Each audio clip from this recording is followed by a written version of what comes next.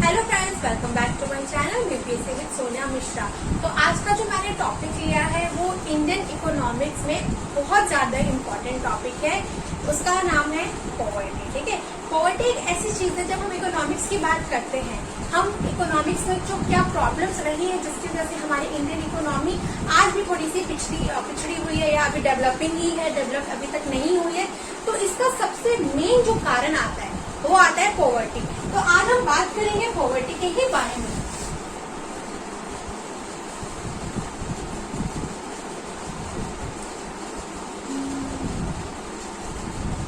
What is poverty? Poverty है क्या?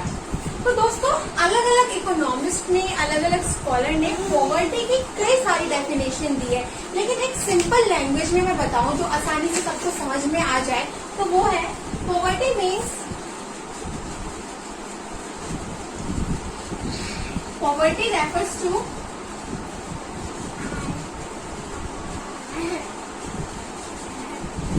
the inability of a person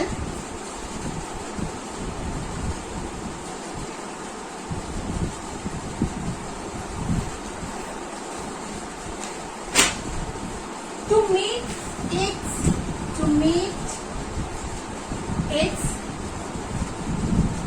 basic requirement of life। ठीक है,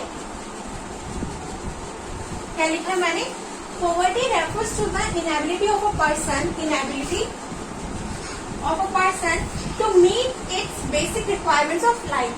ठीक है, अगर कोई एक इंसान अपनी जिंदगी के बेसिक रिक्वायरमेंट्स भी नहीं पूरा कर पा रहा है तो वो पुअर है। ठीक है, अब यहाँ पे जो बेसिक रिक्वायरमेंट्स है, ये बेसिक रिक्वायरमेंट्स क्या है?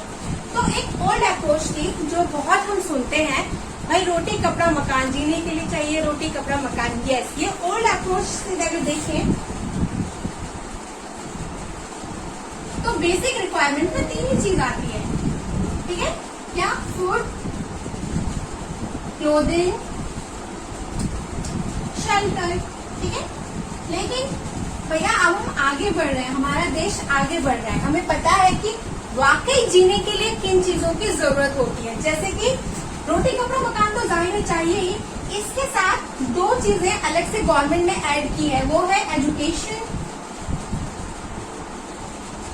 And health. Health is wealth.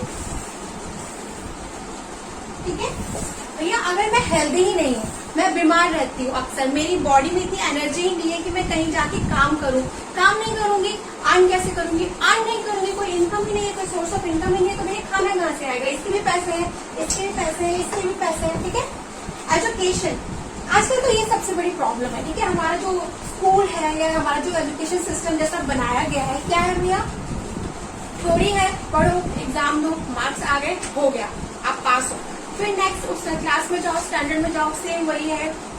यहाँ पे ना कमी हो रही है। ठीक है, हमारी गवर्नमेंट को ना ये जो एजुकेशन सिस्टम ये स्किल बेस्ड करना चाहिए। ठीक है, अगर आपको सीखने की उम्र में है, आपको कोई स्किल किसी चीज में आपको स्पेशल ट्रेनिंग दी जा रही है, आप उसमें ट्रेन हो, तो आगे आपके लिए जॉब मिलना, जॉब कर पाना बहुत आसान रहता है। पर यहाँ पे हमारा थोड़ा सा लैक ऑफ हमारा जो एजुकेशन सिस्टम है वो यहीं पे मार खा रही है कि वो कुछ स्किल बेस्ड नहीं सिखा रहे। तभी तो आजकल के बच्चे बोलते हैं कि भैया हम नौकरी कर रहे हैं, हमें वो तो कहीं नहीं पूछा जा रहा जो हमें स्कूल में पढ़ाया था। कहीं ना कहीं बात तो सही है, तो हमें थोड़ा अपने एजुकेशन को ना स्किल बेस्ड करना चाहिए। चलो, मैं ये बोल रही थी कि बेसिक रिक्वायरमेंट्स में अगर food, clothing, shelter, education, health, अगर ये चीजें एक इंसान खुद को नहीं दे पा रहा है तो वो हमारी समझ से, वो हमारी अप्रोच से वो गरीब है, वो पुअर है। अंडरस्टूड? आपको डेफिनेशन समझ में आ गई व्हाट इज पॉवर्टी और बेसिक रिक्वायरमेंट्स क्या होती है जो चाहिए होती है एक इंसान को। अब हम बात करते हैं वेरिएंस ऑफ पॉवर्टी के बारे में। ठीक है, तो अब हम बात करते हैं वेरिएंस ऑफ पॉवर्टी की। ठीक है, पॉवर्टी के दो वेरिएंस होते हैं, वेरिएंस ऑफ पॉवर्टी। एक होता है absolute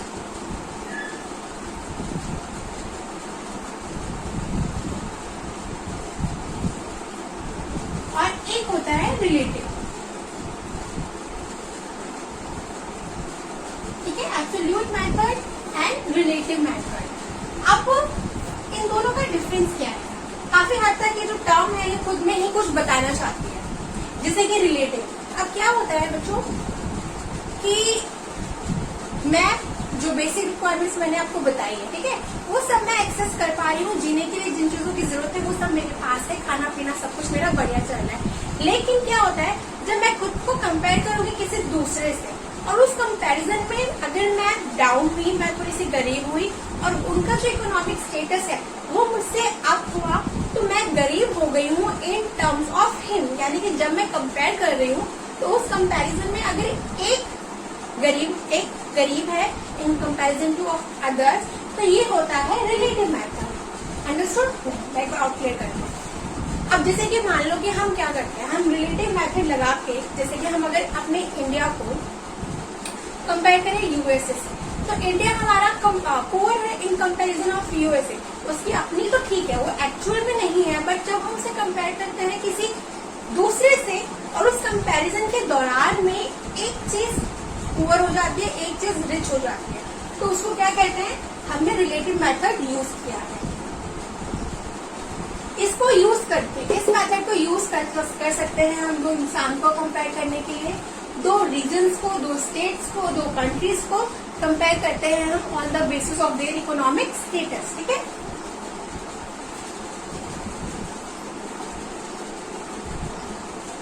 we use this method to compare two persons, regions, countries or countries on the basis of their economic status.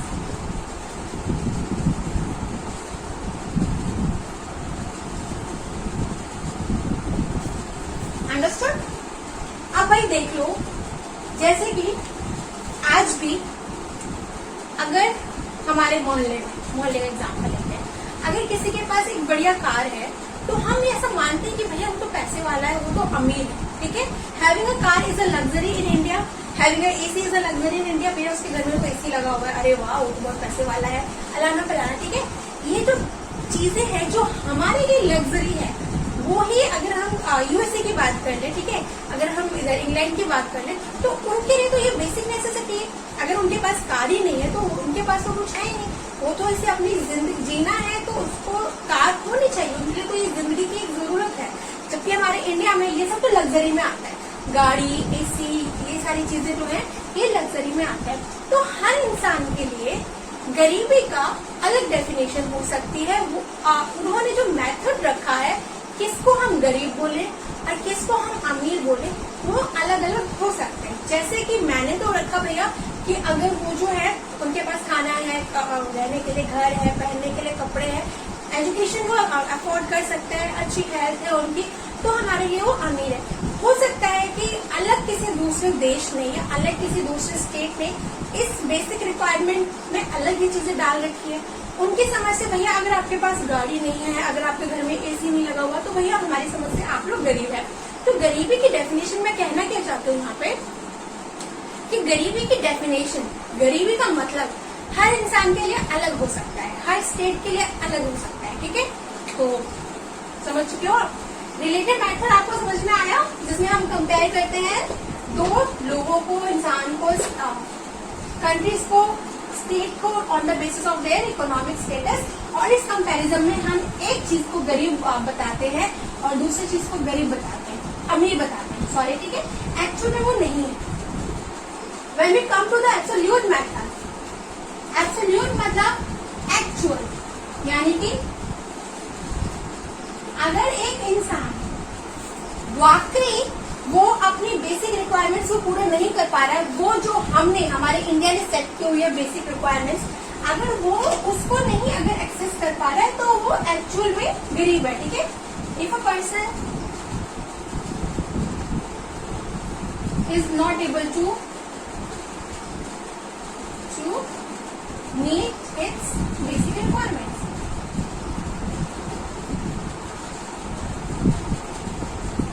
ये थोड़ा सा समझ लेना।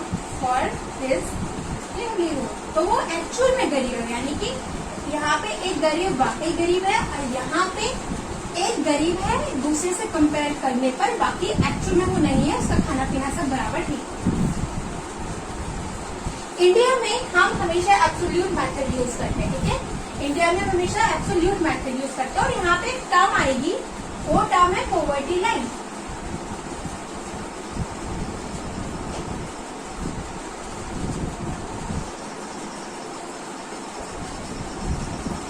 पॉवर्टी लाइन क्या होती है? Poverty line is nothing but a cut off line, ठीक है। एक लाइन है जिसमें कुछ बेसिक चीजें रखी गई है, कुछ मिनिमम क्राइटेरिया रख दिया गया है।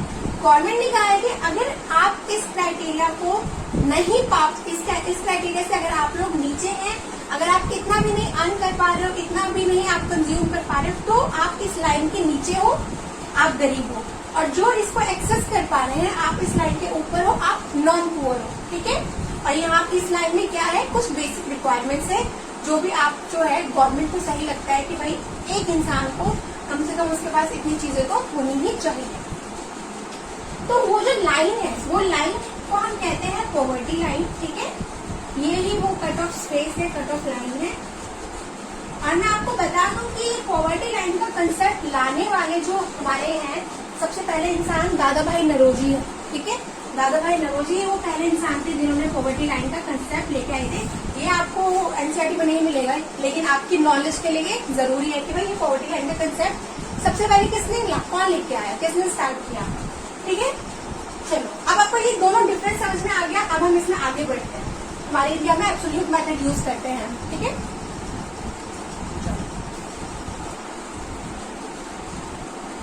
वेरिएंट्स ऑफ पॉवर्टी के बाद हम बात कर लेते हैं टाइप्स ऑफ पुअर।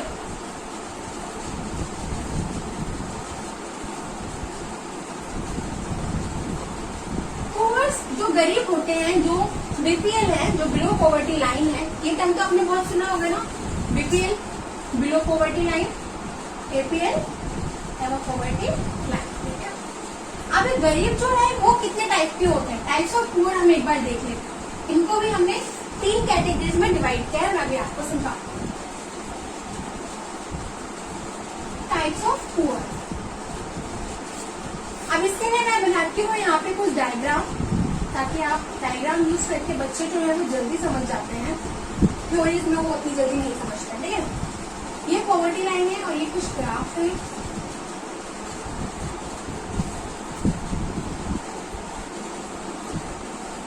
और ये है आपकी पॉवर्टी लाइन, ठीक है। पॉवर्टी लाइन कुछ बेसिक नीड्स है, रिक्वायरमेंट्स है जो होनी चाहिए।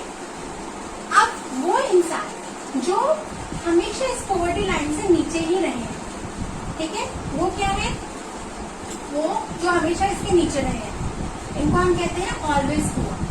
क्या कहते हैं? ऑलवेज। ये तो कुछ ऐसे इंसान है जो हमेशा इस पॉवर्टी लाइन के हमेशा नीचे रहे हैं। उन्होंने कभी ये बेसिक रिक्वायरमेंट्स जो है इसको टच भी नहीं किया, हमेशा इससे कम में ही गुजारा करते हैं और बस जी रहे। ये होते हैं ऑलवेज पुअर। अब एक टाइप और होता है, कुछ इंसान जो मोस्टली नीचे ही रहते हैं इस पॉवर्टी लाइन से, लेकिन अक्सर एक बार या 2 बार उनकी लाइफ में कुछ ऐसी चीज हुई, सिचुएशन हुई कि वो इस पॉवर्टी लाइन के ऊपर ही गए और फिर नीचे चलते रहते हैं। इनको हम बोलते हैं यूजली पुअर। यूजली पुअर इसलिए क्योंकि ये अक्सर गरीब ही रहते हैं, बट मान लो कि जो लोग, कुछ लोग सट्टाबाजी करते हैं, ठीक है, जुआ चलता रहता है, कभी कुछ ऐसा हुआ कि उनके पास इतने पैसे आ गए, उन्होंने अपनी बेसिक नीड्स को पूरा किया, उसके ऊपर भी थोड़ा सा गए, थोड़ा सा अच्छे रहे, लेकिन फिर वो नीचे ही आ गए। अगले महीने वो फिर अपनी बेसिक रिक्वायरमेंट्स को पूरा नहीं कर पाए। वो इंसान जिनकी लाइफ में 1-2 बार कुछ ऐसी चीजें होती है कि वो अपनी जरूरतों को पूरा करते हैं, इस लाइन से ऊपर आते हैं, लेकिन फिर बाद में नीचे ही आते हैं, तो उनको हम बोलते हैं यूजली पुअर, ठीक है। अक्सर ये गरीब ही रहते हैं। तीसरा होता है बच्चों, मान लो कुछ ऐसे गरीब है जो कभी मतलब अमीर तो नहीं बोलूंगी, मतलब बीपीएल से कभी ऊपर आ गए, फिर नीचे आ गए, फिर ऊपर आ गए, फिर नीचे आ गए, फिर ऊपर आ गए, फिर नीचे आ गए। तो इस तरह के लोगों को बोला जाता है चर्निंग पुअर। मतलब कुछ स्टेबिलिटी ही नहीं है, कभी इस महीने अच्छा खासा था, अगले महीने फिर गरीब, फिर तीसरे महीने फिर चलो सही सलामत था, बेसिक रिक्वायरमेंट्स पूरी की, चौथे महीने फिर गरीब।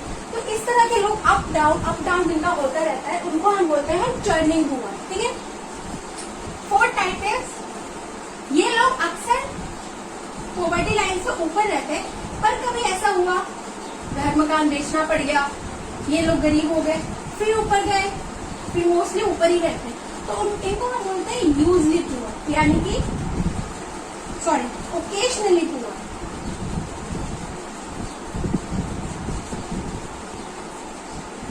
ओकेशनली पुअर, कभी इनकी लाइफ में कुछ ऐसे हो गया, कुछ ऐसा कि ये गरीब बन गए, लेकिन नॉर्मली जो है ये अपनी रिक्वायरमेंट्स को पूरा कर लेते हैं, अच्छे से जीते हैं, जो बेसिक जो स्टैंडर्ड ऑफ लिविंग है वो। फिफ्थ टाइप कौन सा है, वो लोग जो कभी बीपीएल से नीचे आए नहीं, अक्सर वो ऊपर रहते हैं, इनको हम बोलते हैं नॉन पुअर। तो ये कुछ टाइप्स है पुअर्स। ठीक है, अब इन पांचों को हमने डिवाइड किया है बेसिकली तीन, जो मोटा मोटे हमने इसको टाइप्स दिए हैं। जो ऑलवेज पुअर और यूजली पुअर है, इनको हम बोलते हैं क्रॉनिकल पुअर। जो चार्निंग पुअर है और ओकेशनली पुअर है, इनको हम बोलते हैं ट्रांजिएंट पुअर। और नॉन पुअर अपने आप में एक थर्ड कैटेगरी। ठीक है, तो टाइप्स ऑफ पुअर जो है बेसिकली तीन तरह के होते हैं, Chronicle, transient and non poor.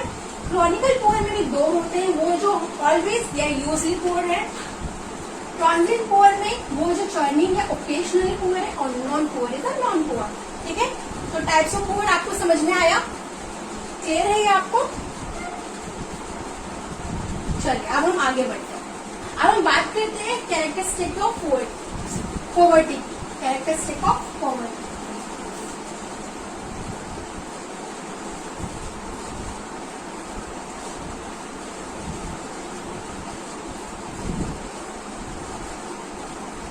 Poverty मैंने बताया ना, हर इंसान के लिए गरीबी का अपना ही अलग मतलब होता है।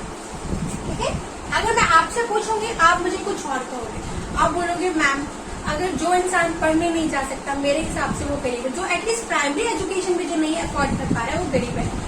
आपसे आप किसी अलग से पूछोगे, वो बोलेगा मैम पॉवर्टी इज हंगर।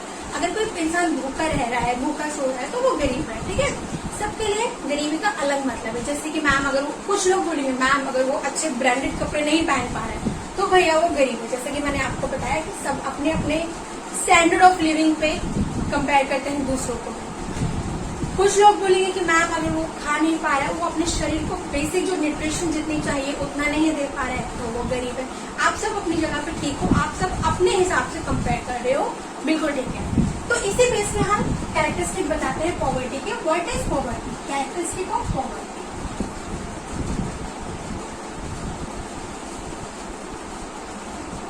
गरीबी के फीचर्स क्या क्या हो सकते हैं, वही देखो। चलो 5 हम लिख लेते हैं क्योंकि बुक में गिवन है तो हमें पढ़ना है। What is poverty? Malnutrition. Characteristic of poverty, malnutrition, hunger, illiteracy, बिल्कुल इलिटरेसी। और आप लोग क्या बोलोगे? No education. आप एक कैरेक्टरिस्टिक्स बताओगे, यही सब है फीचर्स। और क्या फीचर्स है ना?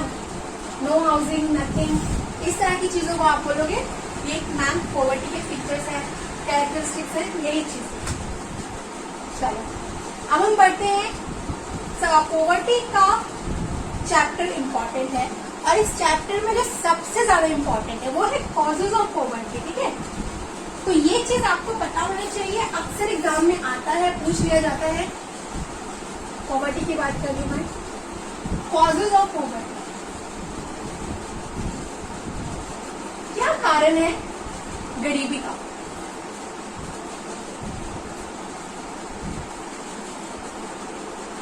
कॉजेज ऑफ पॉवर्टी क्या मुख्य कारण है? अनगिनत है, कितने पूछेगा उतने बताएंगे। चलो सबसे पहले स्टार्ट करते हैं उस चीज से जो वाकई में सबसे बड़ा, जो गरीब को गरीब रखने में जो सबसे बड़ा जिसका हाथ है, उस वो है पॉपुलेशन।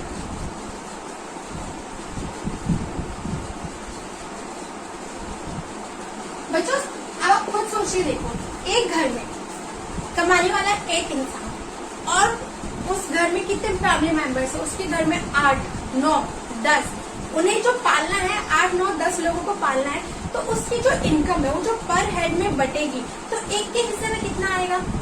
क्या वो अपने बेसिक रिक्वायरमेंट में पूरा कर पाएंगे? नहीं। क्या वो अच्छे से रह पाएंगे? नहीं।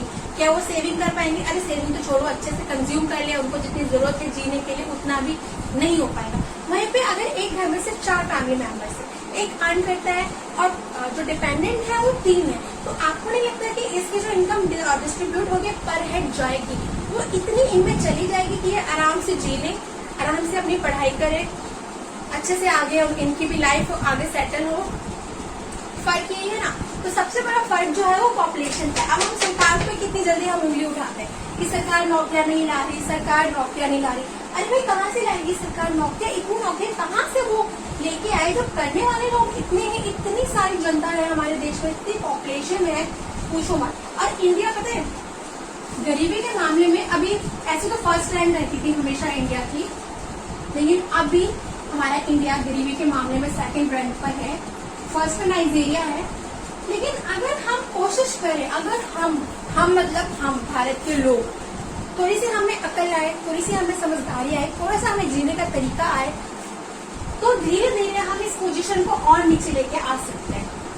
पर अच्छी बात है कि इतने साल से हमारा जो देश है वो नंबर 1 था गरीबी के मामले में, लेकिन अब वो नंबर 2 हुआ है। कोशिश करते हैं ये धीरे धीरे और कम हो जाए।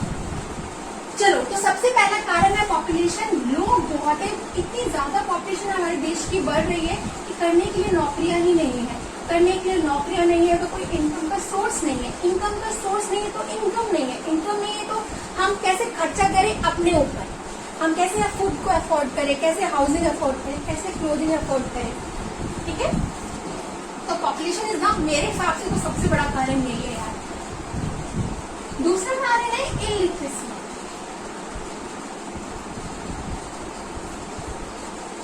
जो पढ़ लिख सकता है वो लिटरेट है, जो पढ़ लिख नहीं सकता वो इलिटरेट है। अब प्रॉब्लम क्या है? पॉपुलेशन तो प्रॉब्लम है, अब इससे भी ज्यादा प्रॉब्लम है कि आधी से ज्यादा जो पॉपुलेशन है वो इलिटरेट है।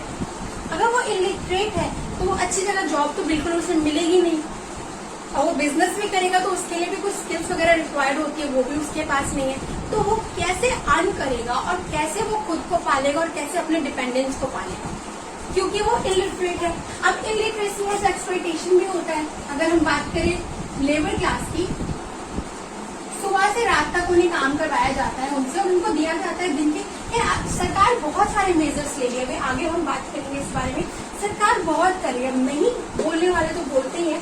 सरकार ने मिनिमम वेजेस एक्ट बना के रखा हुआ है, तरह तरह के मेजर्स लेके आ रहे हैं कि भैया जो जिनके पास स्किल्स की कमी है उनको स्किल्स प्रोवाइड ट्रेनिंग की जा रही है, और कुछ वेजेस रखे जा रहे हैं मिनिमम जो उनका लेवल है कि इससे कम तो आप कभी नहीं दोगे। एम्प्लॉयर्स के लिए काफी सारे हैं रूल्स एंड रेगुलेशन, पर यही तो प्रॉब्लम है कि उनको फॉलो करते हैं। इलिटरेसी तो एक्सप्लॉयटेशन में बहुत काम कराया जाता है, जो नीचे जो उतने पढ़े लिखे लोग नहीं है और उनको पैसे कुछ नहीं दिया जाता है। थर्ड है अनएम्प्लॉयमेंट।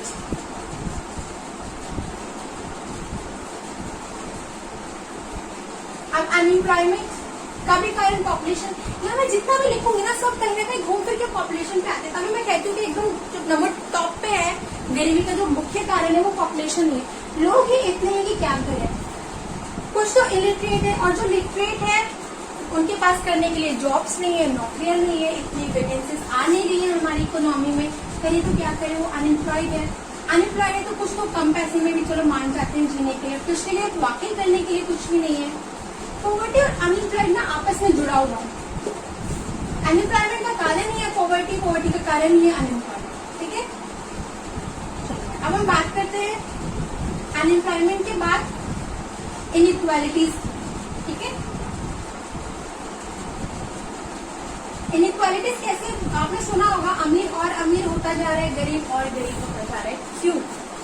क्योंकि बच्चों सबसे पहले तो जितनी हमारी पॉपुलेशन है उसमें सिर्फ 10 to 15% ही ऐसे हैं जो अमीरों में आते हैं, बाकी तो ज्यादातर जो है 80-90% जो है वो गरीब में ही आते हैं। अब होता क्या है कि अमीर के पास स्किल्स है, ठीक है, उसके पास नॉलेज है, वो एजुकेटेड है, उसके पास जो पैसे आते हैं वो उन पैसों को अच्छे से यूज करता है तो आगे इन्वेस्ट करता है और अर्न करता है, फिर करता है, फिर और अर्न करता है।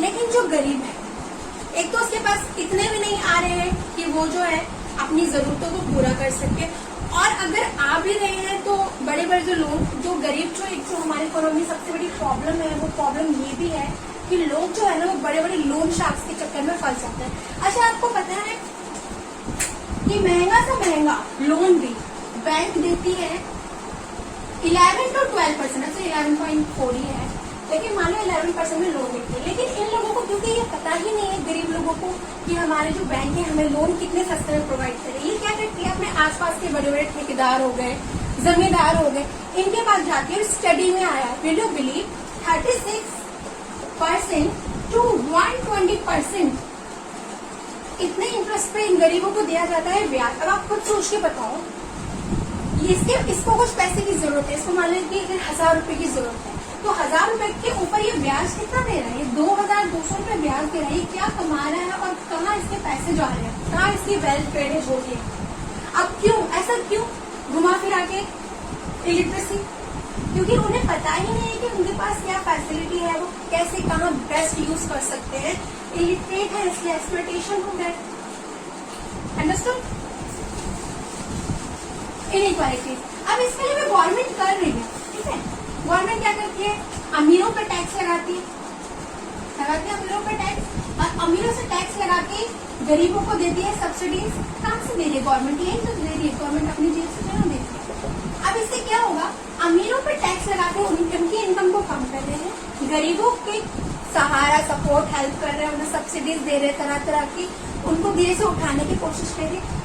अब कभी तो ऐसा होगा कि ये ऐसे आ जाएंगे, हमारे देश में सबका इकोनॉमिक स्टेटस एक जैसा होगा। आई नो इम्पॉसिबल है, पर कोशिश तो यही रहती है कि हम सबको उठाए। अमीरों के पास अगर ज्यादा पैसे हैं तो टैक्स के थ्रू हम कुछ उनसे लेके गरीबों को दे दें, सब्सिडीज के फॉर्म में, या अलग अलग जितने भी मेजर्स उन्होंने लिए हैं, स्किल्स प्रोवाइड करा दे, ट्रेनिंग करवा दे उन पैसों से, ताकि वो भी कुछ कर सके। तो इनइक्वालिटीज को हटाने के लिए गवर्नमेंट कर तो रही है वैसे बहुत कुछ, लेकिन देखो कब ऐसा आएगा, क्योंकि नेक्स्ट इम्पॉसिबल है कि हमारे देश में सब एक ही स्टेटस के हो। पर चलो इतना तो हो कि गरीब, मतलब कोई बीपीएल बिलो पॉवर्टी लाइन ना रहे। चलो इनइक्वालिटीज हो गई। इसके बाद हम करते हैं वीक इंस्टीट्यूशन, जिसके बारे में मैंने अभी जिक्र किया ही है। वीक इंस्टीट्यूशंस इसलिए क्योंकि गवर्नमेंट तो कर रही है, वो कई सारे गवर्नमेंट जो है मेजर्स लेके आ रही है, कई सारी फैसिलिटीज लेके आ रही है, लेकिन गरीबों को उनके बारे में पता ही नहीं है कि हमारे लिए ये फैसिलिटी है। और बीच में बैठे हुए लोग क्या करते हैं, बीच में ना घोटाला कर लेते हैं, ठीक है। जो जितने भी इंस्टीट्यूट बने, ऑर्गेनाइजेशन बने, वो ढंग से काम ही नहीं कर रही है गरीबों के लिए। बस इक्का दुक्का कोई जिनको नॉलेज है वो आ गए तो उनको दे दिया, लोन वोन दे दिया, वरना कोई खास इनका अपना कोई पर्सनल इंटरेस्ट नहीं है। बहुत स्लो काम करती है हमारा जो गवर्नमेंट का मैकेनिज्म है, वो इतना स्लो काम करता है कि लोगों तक चीजें जा ही नहीं रही है, पहुंच ही नहीं रही है। तो first point is weak institution, ठीक है।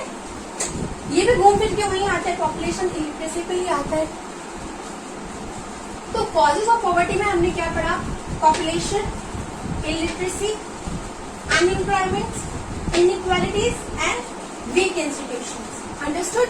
तो आई होप को आपको कॉजेज ऑफ पॉवर्टी समझ में आ चुकी है, बहुत इंपॉर्टेंट टॉपिक है। अब हम बढ़ते हैं आगे और पढ़ते हैं मिनिमम क्राइटेरिया।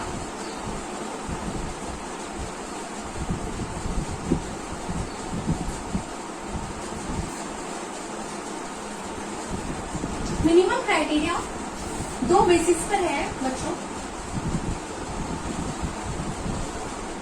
अगर गवर्नमेंट ने मिनिमम क्राइटेरिया क्यों रखा है,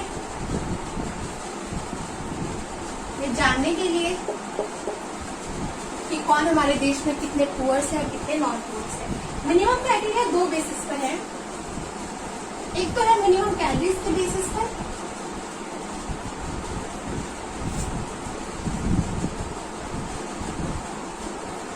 और एक है दो बच्चों MPEC, यानी कि monthly, MPCE, monthly per capita expenditure के बेसिस पे इन टर्म्स ऑफ मनी, इसलिए हम इसको मॉनेटरी वैल्यू भी कहते हैं, in terms of monetary value. Understood. अब इसको फर्दर डिवाइड किया गया है गांव के लोगों, ग्रामीण के लिए और शहरी लोगों के लिए, ठीक है। क्यों ये करना जरूरी था? बिल्कुल जरूरी था, क्योंकि जो हमारे रूरल एरिया है और अर्बन एरिया दोनों में बहुत फर्क पड़ता है बच्चों। जैसे कि महंगाई की अगर बात करें, अच्छा कॉजेज में मैं इन्फ्लेशन बताना तो भूल गई, बहुत इंपॉर्टेंट है वो, मैं बता देती हूँ अभी। एक जो मेन कॉजेज होता है पॉवर्टी का, वो इन्फ्लेशन होता है। कैसे बच्चों? हमारे देश में स्पेशली इंडिया की बात करें, इकोनॉमी में जो महंगाई है, इन्फ्लेशन, ये भागती है, धप करके भागती है। और महंगाई कोई बुरी चीज नहीं है, ठीक है। अगर महंगाई जैसे बढ़ रही है वैसे अगर सोर्स ऑफ इनकम भी बढ़े तो किसी पे कोई फर्क नहीं पड़ेगा।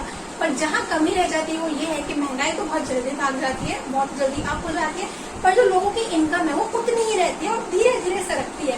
तो लोग इसको ना कॉप अप नहीं कर पाते। ये कॉप अप ना कर पाना ही भी कहीं ना कहीं गरीबी का कारण है, ठीक है। चलो, हाँ मैं बता रही थी कि शहरी और गांव के लोगों में इसको फर्दर से डिवाइड किया गया है, मैं आगे आपको बताऊंगी। क्योंकि वहाँ की जो महंगाई है, लाइक कि जितने रुपए में आपको शहर में चीजें आसान, जितने रुपए में आपको गांव में चीजें आसानी से 3-4 मिल जाएगी, उतने रुपए में आपको शहर में चीजें सिर्फ 1 मिलेगी, ठीक है। गांव के फिजिकल एक्टिव लोग जो है वो फार्मिंग में ज्यादा इन्वॉल्व रहते हैं, ठीक है। फिजिकल एक्टिविटी ज्यादा होती है, इसलिए उनको खाने की भी ज्यादा जरूरत पड़ती है एज कम्पेयर टू अर्बन लोग। क्योंकि वहाँ हमारे यहाँ पे तो इतना फार्मिंग शहर में तो है नहीं, फार्मिंग वार्मिंग का कुछ, तो हमारे यहाँ फिजिकल एक्टिविटी होती नहीं, सारे काम जो होते हैं बस वो मॉडर्नाइज है, बैठे बैठे होते हैं, ठीक है। मिनिमम कैलोरीज की बात करें तो फर्दर 2 पार्ट में डिवाइड है, रूरल और अर्बन। अब ये क्या कहता है कि अगर एक इंसान, ठीक है, 2400 कैलोरीज भी अपने आप को नहीं दे पा रहा है तो वो गरीब है, ठीक है। कम से कम अगर आपको नॉन पोर होना है तो कम से कम 2400 या इससे ज्यादा कैलोरीज आपको अपने शरीर को देना पड़ेगा। 2400 कैलोरीज पर पर्सन पर डे पर पर्सन, ठीक है। एक दिन में अगर एक इंसान 2400 ऐसा इतना भी खाना नहीं खा रहा है जिससे उसके बॉडी को 2400 कैलोरीज मिल सके, तो गवर्नमेंट के हिसाब से वो गरीब है। अर्बन में 2100 कैलोरीज पर डे पर पर्सन, ठीक है। यानी कि अगर कोई शहर में रहने वाला व्यक्ति अपने शरीर को ऐसे इतना भी खाना नहीं खा रहा है जिससे उसकी बॉडी को 2100 कैलोरीज मिल पा रही है, तो वो गवर्नमेंट के हिसाब से या जो उन्होंने एक स्टैंडर्ड रखा हुआ है उसके हिसाब से वो पुअर है, ठीक है। तो ये तो थी मिनिमम कैलोरीज के बेस पे। और दूसरा, इसी को अगर मॉनिटरी वैल्यू में वो कर दे, शिफ्ट कर दे, यानी कि अगर कई लोग कई भैया कैलोरीज का हमें समझ में नहीं आ रहा है, हमें आप ठीक से बताइए, तो इसके लिए फिर रखा गया मॉनिटरी वैल्यू का एक स्टैंडर्ड। ये भी रूरल और अर्बन में अलग है क्योंकि वहाँ का रहना सहना अलग है, स्टैंडर्ड ऑफ लिविंग वहाँ अलग रहती है, इसलिए।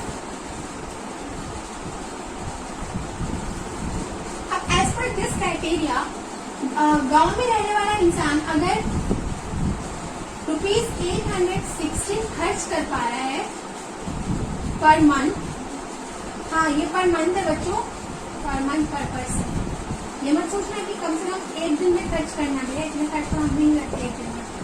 अगर गांव में रहने वाला इंसान एक महीने में 8 से 16 रुपए खर्च कर देता है अपने ऊपर, तो वो गरीब नहीं है। अगर इससे कम है तो वो गरीब है। और शहर में रहने वाला इंसान अगर एक महीने में 1000 रुपए खर्च कर पा रहा है पर पर्सन पर मंथ, तो वो गरीब नहीं है। एक बार देख लो आप, आई होप आपको समझ में आ गया होगा। 2400 कैलोरीज पर डे पर person in rural area, 2100 calories per day पर पर्सन इन अर्बन एरिया। अगर ये इंसान इतनी कैलोरीज इनटेक कर पा रहा है, ले पा रहा है, तो वो गरीब नहीं है। इससे कम है तो फिर हम उसे पुअर काउंट करेंगे। In terms of monetary value, if a person is able to expend ₹816 per month, then he is above the poverty line, ठीक है, वो गरीब नहीं है। And in urban, if a person is able to expand ₹1,000 per month, then he is above that poverty line. ये standard government ने रखा है, ठीक है, कैलोरीज और मॉनेटरी वैल्यू के ऊपर। अंडरस्टूड? अब हम आगे बढ़े।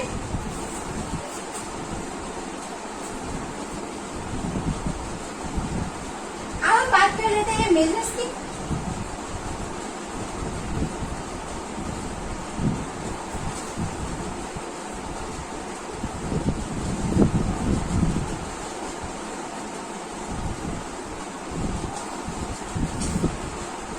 मेजर्स जो है गवर्नमेंट ने लिए हैं,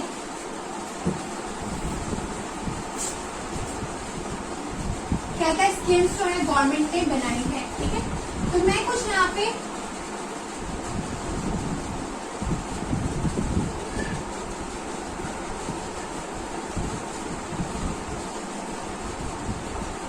गवर्नमेंट टू एलिमिनेट पॉवर्टी,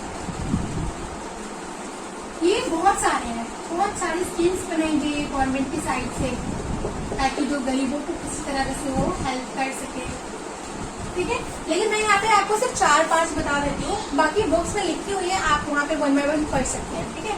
मैं यहाँ पे 3-4 बता देती हूँ। सबसे पहले आती है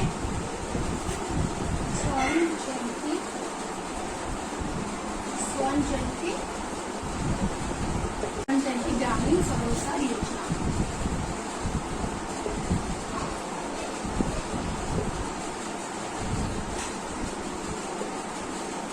ठीक है, स्वर्ण जयंती ग्रामीण स्वरोजगार योजना के अंडर जो है स्किल ट्रेनिंग दी जाती है, ठीक है। गवर्नमेंट क्या कहते हैं, वो स्किल ट्रेनिंग देते हैं पुअर्स को, ताकि उनको कुछ मतलब स्किल्स आए तो वो आगे जॉब कर सके, उन्हें एम्प्लॉयमेंट मिले और वो फिर अर्न कर सके और अपनी बेसिक रिक्वायरमेंट्स को फुलफिल कर सके, ठीक है।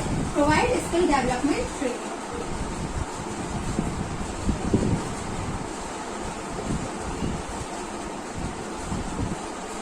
नेक्स्ट अगर हम बात करें दूसरी स्कीम की, तो वो है नेशनल रूरल लिवलीहुड मिशन, ठीक है। ऐसा हम इनको शॉर्ट फॉर्म से बुलाते हैं, NRLM S3SY, ठीक है। नेशनल रूरल लिवलीहुड मिशन, इस स्कीम के तहत सेल्फ एम्प्लॉयड पे फोकस किया जाता है, ठीक है।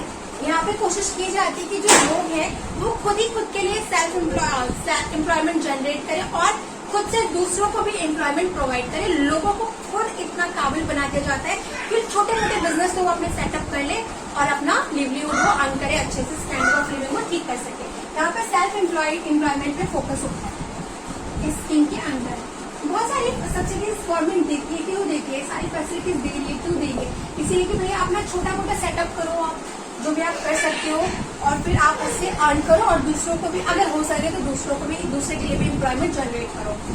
थर्ड हम देखते हैं आफ्टर NRLM, ठीक है। उसके बाद है प्रधानमंत्री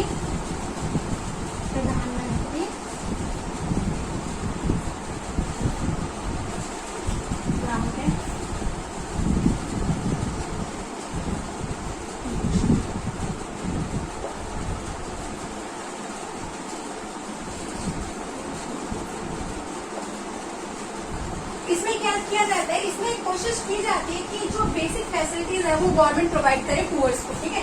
टू प्रोवाइड फैसिलिटीज लाइक कैसी, किस तरह की फैसिलिटीज, जैसे कि एजुकेशन हो गई, इलेक्ट्रिसिटी हो गई। आई नो आपको मेरा समझ में नहीं हो रही है, राइटिंग में चीजें लिखी, education, electricity, housing and road, इस तरह की जो बेसिक फैसिलिटीज है ये दी जाती है स्कीम के तहत।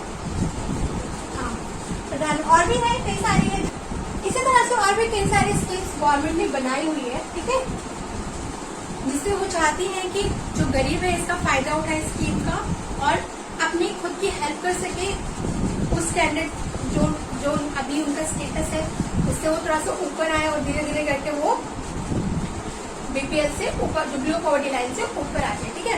लेकिन प्रॉब्लम क्या है, ये आज की थोड़ी ना है, ये स्कीम तो कब की, ये फर्स्ट वाली तो 1999 में फॉर्म हुई थी, ये तो तक 2011 में फॉर्म हुई है। प्रॉब्लम क्या है, इतने साल से गवर्नमेंट इतना कर रही है, लेकिन तब भी हमारा देश आज भी गरीबी के मामले में, चलो आप वही दूसरी रैंक पे है, एक तरह से कहें तो सबसे ऊपर ही है। क्यों? तो मैंने आपको इसका बताया है, वीक इंस्टीट्यूशन। गवर्नमेंट कई सारी स्कीम्स फॉर्म कर रही है, नो डाउट, लेकिन ये गरीबों तक जा कहाँ रही है भाई, ये ठीक से काम कहाँ कर रही है। जितने भी इंस्टीट्यूट्स बने हैं, ऑर्गेनाइजेशन बने हैं, गाँव वगैरह में कई जगह बने हुए हैं, पर वो ढंग से काम ही नहीं कर रहे। जो बीच में बैठे हुए लोग हैं, एक तो करप्शन भी हो जाता है, यस, कॉजेज में आप करप्शन भी डाल सकते हो, मैंने कहा ना अनलिमिटेड है। अगर आप जाओगे ना पॉवर्टी का कारण ढूंढने के लिए, आपको इतने सारे कारण मिलेंगे ना, आप कहाँ कहाँ क्या क्या लिखोगे यार। बीच में करप्शन हो जाता है, ठीक से काम नहीं कर रही है, गरीबों तक जा ही कहाँ रही है। अभी जो स्किल डेवलपमेंट ट्रेनिंग है कितने को हुई है, इसका मकसद था कम से कम, नहीं नेशनल इसका मतलब, इसका जो मकसद था वो था कम से कम 90 लाख लोगों को सेल्फ एम्प्लॉयड करने का। तो ये जो हमारा वीक इंस्टीट्यूशन है, जब तक ये ढंग से काम नहीं करेगा, जब तक बीच में से करप्शन नहीं हटेगी, आखिर में अल्टीमेटली जिसके लिए बनाई गई है उस तक फायदा जाएगा कब? ठीक है, तो ये कुछ मेजर्स है जो गवर्नमेंट ने लिए हैं, कोशिश हम ही करेंगे तभी हमारा देश जो है वो गरीबी से थोड़ा सा बाहर आएगा। ठीक है, तो इस टॉपिक को आज हम यही खत्म करते हैं। आई होप आपको ये जो कंसेप्ट है क्लियर हुआ होगा। अगर आपको कोई डाउट रह गया तो आप प्लीज नीचे कमेंट डाउन करके मुझसे पूछ सकते हैं। तो thank you, have a good day. और अगर आपको ये वीडियो अच्छी लगी हो तो प्लीज इसे लाइक जरूर करना, और इसी तरह से और भी वीडियोस अगर आपको चाहिए तो आप मेरे चैनल को फटाफट से सब्सक्राइब करो। Thank you, have a good day.